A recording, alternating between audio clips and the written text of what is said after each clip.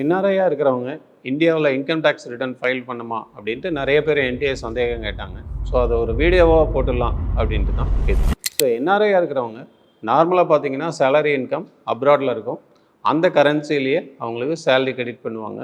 அதனால் இந்தியாவில் அந்த இன்கம் அஃபெக்ட் ஆகாது.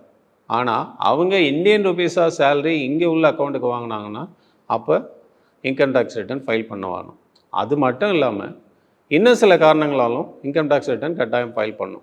அது பார்க்க போனோம்னா ஒன்று அவங்க எங்கே ஏதாலும் எஃப்டிஓ இல்லை பேங்க்கில் டெபாசிட்டோ வேறு ஏதாலும் பண்ணியிருக்கலாம். அதுக்கு பேங்க்கில் இன்ட்ரெஸ்ட் அவங்க அக்கௌண்ட்டுக்கு கிரெடிட் பண்ணுவாங்க. அந்த இன்ட்ரெஸ்ட்டுக்கு அவங்க இன்கம் டேக்ஸ் ரிட்டர்ன் ஃபைல் பண்ணி ஆகணும். அது மட்டும் இல்லாமல் கேபிட்டல் கெயின், அதாவது அவங்க மியூச்சுவல் ஃபண்ட்லேயோ இல்லை ஷேர் மார்க்கெட்லேயோ இன்வெஸ்ட் கூட பண்ணியிருக்கலாம்.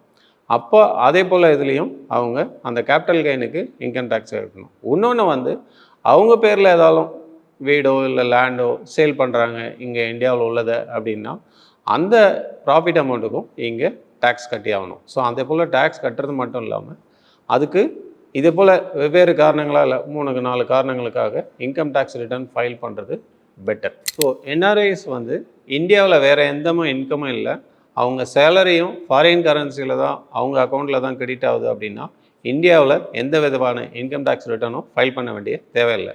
இந்த வீடியோவை உங்கள் என்ஆர்ஐ ஃப்ரெண்ட்ஸ்கிட்ட ஷேர் பண்ணுங்கள், இல்லை ரிலேட்டிவ்கிட்ட ஷேர் பண்ணுங்கள்.